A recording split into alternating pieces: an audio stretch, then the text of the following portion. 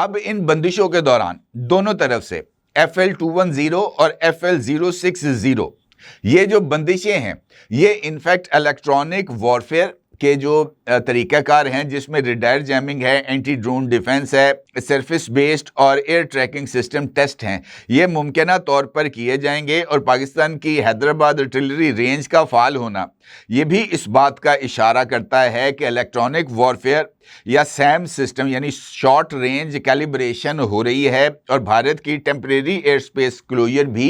इसी तरह की कैलिब्रेशंस को जाहिर करती है। अब दोनों तरफ से ये जो सूरत हाल है, ये इनफैक्ट उनकी ऑपरेशनल रेडीनेस का इजहार है। इसके साथ साथ हालिया दिनों में दोनों मुल्कों की तरफ से अपनी ज़मीनी और समुद्री फ़ौज की नकलो हरकत भी की है। और अगर ये जो नॉटम्स को जारी किया गया है, इस को ज़मीनी और समुद्री फ़ौज की नकलो हरकत से जोड़ें तो ये एक वाज़े हम आहंग और मनसूबाबंद फ़ौजी तैयारी का मंजर जाहिर करता है। ना ये महज बेकार अलर्ट हैं, बल्कि ये एक मरबूत एयर लैंड सी ट्राई डोमेन पोस्चर के तौर पर हमारे सामने आते हैं। और ये जो ट्राई सर्विसेज पोस्चर्स हैं, ये इनफैक्ट ज़मीन और समुंदर में जो भी डेवलपमेंट्स होंगी, जिस तरह की भी मूवमेंट्स होंगी, वो तैयार रहने, पोजीशनिंग और रद्द अमल की सलाहियत को बढ़ाने के लिए होंगी। सरहद के करीब आर्टिलरी यूनिट्स, शेलर और मोटराइज्ड बटालियंस और मैकेनाइज्ड कंपनीज को फॉरवर्ड स्टेज पर रखा जाता है। मसलन चेक पोस्ट, पुल, रोड्स की हिफाजत और फोर्सेस का कंसंट्रेशन पॉइंट्स, इनको ख़ास तौर पर मद्देनज़र रखा जाता है। और इसके साथ साथ लॉजिस्टिक ट्रेल्स को मजबूत बनाया जाता है, ताकि जो फॉरवर्ड पोजीशंस पर हमारे फौजी मौजूद हों, उन तक जो रसद है उसकी फराहमी मुतासर ना हो। ये इन नॉटम्स के ज़रिए बुनियादी तौर पर एक जंगी मंजरनामे को डेवलप किया गया है मेरे नज़दीक, क्योंकि इन नॉटम्स के अंदर जो शहर हैं, चाहे वो इंडियन शहर हैं और या पाकिस्तानी शहर हैं, इन नॉटम्स की हदूद में तमाम स्ट्रेटेजिक पोजीशंस जो कि इंडियन हदूद में शामिल हैं और जो पाकिस्तानी हदूद में शामिल हैं, पाकिस्तानी शहरों में हैं, उनको टारगेट करने की तैयारी की गई है। ये बड़ी इंपॉर्टेंट डेवलपमेंट है। अब हम आते हैं इस तज्ज़िये के अगले मरहले में, यानी ये जो इंडियन वज़ीर आज़म की ज़ेर सदारत उनकी सिक्योरिटी कमेटी का इजलास है और पाकिस्तान के वज़ीर आज़म की तरफ से वफाकी काबीना का अचानक और हंगामी इजलास को सिक्योरिटी रीज़न से तलब करना। अब इन दोनों इजलासों की टाइमिंग इनफैक्ट एक ही दिन में, ऑलमोस्ट एक ही टाइम फ्रेम के दौरान इसका इनेकाद भी बहुत सारी आईब्रोज को रेज करता है। इब्तदाई तौर पर जब पाकिस्तान के वज़ीर आज़म की तरफ से ये ऐलान अब से कुछ देर कबल सामने आया कि जनाब वो एक हंगामी मीटिंग कर रहे हैं अपनी कैबिनेट के साथ और पाकिस्तान की मजमूई सिक्योरिटी सिचुएशन के ऊपर वो अपनी काबीना अरकान के साथ तबादला ख्याल करेंगे, मौजूदा सिक्योरिटी सिचुएशन पर उनको ब्रीफ करेंगे और स्ट्रेटेजिक खतरात से भी उनको आगाह करेंगे। तो ये स्ट्रेटेजिक खतरात इनफैक्ट इंडिया की तरफ से फ्रेश जारी किए जाने वाले नॉटम्स की वजह से ही हैं। दूसरा इंपॉर्टेंट एस्पेक्ट ये दहशतगर्दी की ताज़ा तरीन लहर है, जिसमें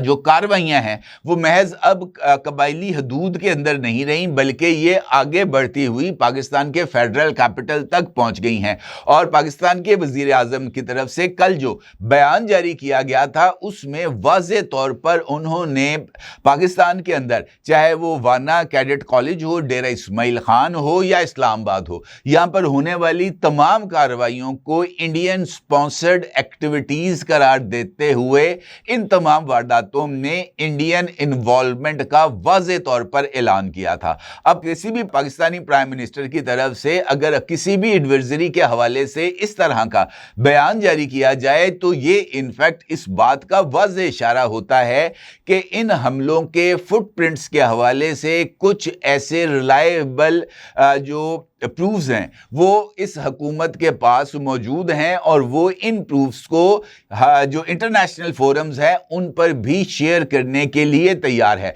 क्योंकि किसी भी वजीर आजम की तरफ से हवा में बात नहीं की जा सकती, किसी भी हुकूमत की तरफ से विदाउट प्रूफ्स इल्ज़ाम नहीं आयद किए जा सकते। माजी में पहलगाम वाक़े के बाद इंडियन गवर्नमेंट की तरफ से फौरी तौर पर पाकिस्तान को मुर्दे इल्ज़ाम ठहराना ही उनकी जो सफारती नाकामी है उसकी वजह बनी। और यही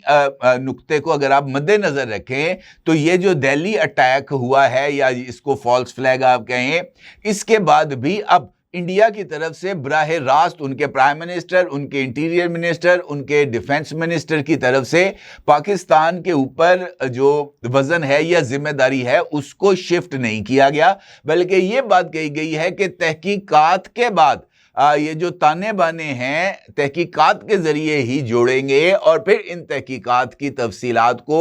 इंडियन अवाम के सामने रखा जाएगा और उसके बाद इंडियन अवाम की ख्वाहिशात के मुताबिक ही कार्रवाई की जाएगी, किसी को नहीं बख्शा जाएगा। तो इस मरतबा ये जो 22 अप्रैल का वाक़या था उसके बाद इंडियन गवर्नमेंट ने यह सबक सीखा है और इसी वजह से उन्होंने बराह रास्त पाकिस्तान के ऊपर इल्ज़ाम आयद नहीं किया। अब एक ही टाइम फ्रेम के अंदर दोनों इजलास अपनी स्ट्रेटेजिकल रेडीनेस और अपने आप को स्ट्रेटेजिकली रीपोजिशन करने की एक कोशिश है और दोनों ममालिक इस मर्तबा निहायत एहतियात के साथ अपने कार्ड्स को खेलने की तैयारी कर रहे हैं। देखें, ये जो गेम है ये तो डेफिनेटली वॉर गेम तो डेफिनेटली होनी है, इससे इनकार मुमकिन नहीं है। ये आज हो जाए, 4 दिन बाद हो जाए, 6 दिन बाद हो जाए या 2026 मार्च में हो जाए, इसका होना तय है, इससे इनकार मुमकिन नहीं। लेकिन जिस तरह की चीजें डेवलप हो रही हैं वो इस बात की तरफ इशारा कर रही हैं कि इस अमल में अब कुछ ज्यादा देर नजर नहीं आ रही। यही वजह है कि इंडिया के अंदर भी जो सिक्योरिटी है उसको बीफ अप किया गया है। इसकी वजह है कि पाकिस्तान के अंदर भी ये जो सिक्योरिटी के इंतजामात हैं इसको बेहतर किया जा रहा है और यही वजह है कि ये एस्केलेशन की सिमत में हमें ये जो इश्यूज हैं, ये पाकिस्तान, इंडिया और पाकिस्तान और अफगानिस्तान के दरमियान मामलात हैं, ये हमें जो है वो एस्केलेशन और एस्केलेशन के साथ साथ रिस्क असेसमेंट का वाज़े देते हैं कि जनाब अब हम वॉर रिस्क जोन के अंदर चले गए हैं और ऑपरेशन सिंदूर 2.0 किसी भी वक्त या ऑपरेशन बुनियानुल मरसूस मार्का हक 2.0 ये किसी भी वक्त शुरू हो सकता है। अब अगर हम इस सारी सूरत हाल को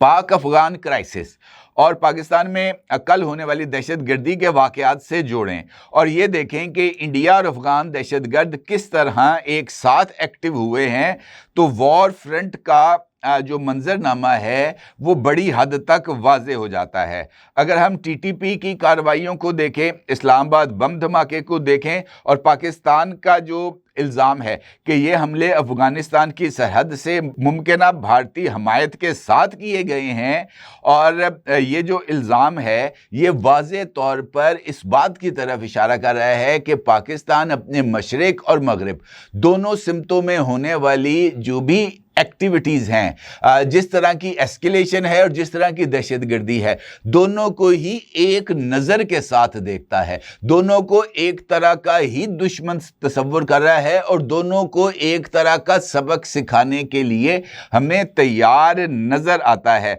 और अब ये जो मंजरनामे की अगर हमने कड़ियाँ जोड़ें तो मुझे ऐसे इम्कानात नज़र आ रहे हैं कि अगले 48 घंटों के अंदर ये जो इजलास पाकिस्तान और इंडिया में हो रहे हैं, जिस तरीके से सबक सिखाने की बातें हो रही हैं, जिस तरीके से हमले की बातें हो रही हैं, ये एस्केलेशन अगले 48 घंटों में जो है वो आगे बढ़ेगी। और अगर ये नॉटम्स अगले 48 घंटों से आगे बढ़ते हैं तो इसको मुमकिना जंग का एक वाज़े इशारे के तौर पर लिया जाएगा। और ये बात मैं आपको बता दूं कि मुझे ये नॉटम एक्सटेंड होते हुए ही नज़र आ रहे हैं, क्योंकि अगले 48 घंटे इंडिया और पाकिस्तान के दरमियान जंग के लिए काफ़ी हद तक जो इम्कानात हैं उसको जाहिर कर रहे हैं, अगर हमने इन डॉट्स को दुरुस्त कनेक्ट किया है